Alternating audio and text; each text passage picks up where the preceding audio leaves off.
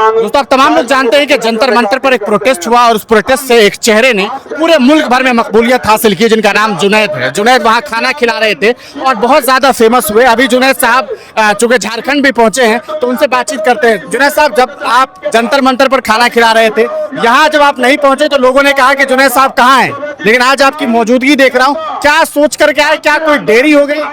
नहीं, हम इस छात्र छात्राओं के हित में आए हैं और देश के हित में हम आए थे। हम कुछ बिस्किट, नमकीन और अब ये सारी चीजें अभी बांटते थे और लगातार हम छात्रों के साथ हैं। और जिस प्रकार से यहाँ पर छात्र छात्राओं के साथ अन्याय हो रहा है और छात्र छात्राओं की जो भी मांग है उस मांग के साथ खड़े हुए हैं और जल्द से जल्द सरकार को बात सुननी चाहिए। अभी तो कुछ हजारों की संख्या में लोग हैं, वरना ये संख्या और भी बढ़ सकती है। किसी भी देश की जो रीढ़ होती है वहाँ की शिक्षा व्यवस्था, अगर उसी को ठप कर देंगे देश कैसे आगे बढ़ेगा।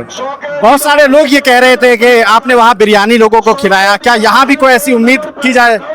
बिरयानी का मतलब वेज बिरयानी से है। हम वेज बिरयानी खाना बांटते हैं और अब सावन का भी महीना चल रहा है, इसलिए दूसरों की भावनाओं का भी ख्याल करना चाहिए।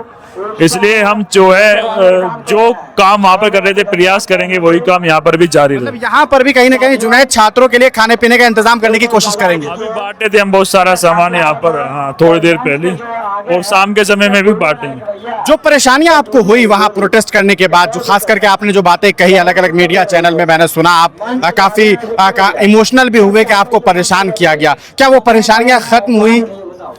अभी चल रही है लेकिन हम वो चलती रहेंगे। हम डरने वाले नहीं है, झुकने वाले नहीं है। निरंतर छात्र छात्राओं के हित के लिए और उनके लिए लगातार आवाज उठाते रहेंगे। संघर्ष हमारा जारी रहेगा। सुप्रीम कोर्ट में आप गए हैं, क्या सुनवाई होनी है? क्या कब तक सुनवाई होनी है और क्या वजह लेकर के गए हैं सुप्रीम कोर्ट आप?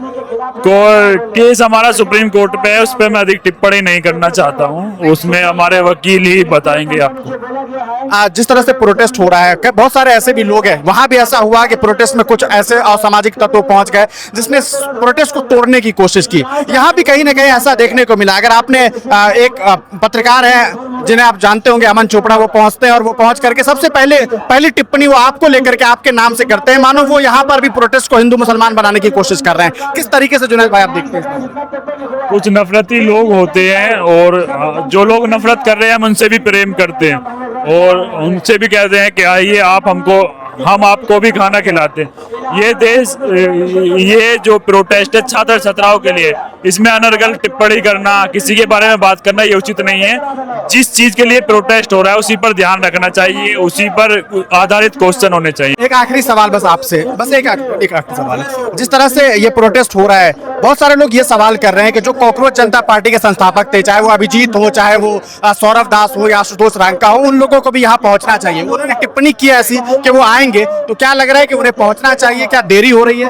अभी 5 और 6 तारीख को कोर कमेटी की बैठक थी, उसमें वो बिजी थे और उन्होंने वीडियो कॉल के माध्यम से भी छात्र छात्राओं से बात की है और मुझे लगता है वो जल्दी यहाँ पर आएंगे और लगातार हमारा संघर्ष जारी रहेगा। छात्रों के साथ हम लगातार खड़े हुए हैं। बहुत बहुत धन्यवाद। बहुत बहुत शुक्रिया जुनैद, बहुत बहुत शुक्रिया।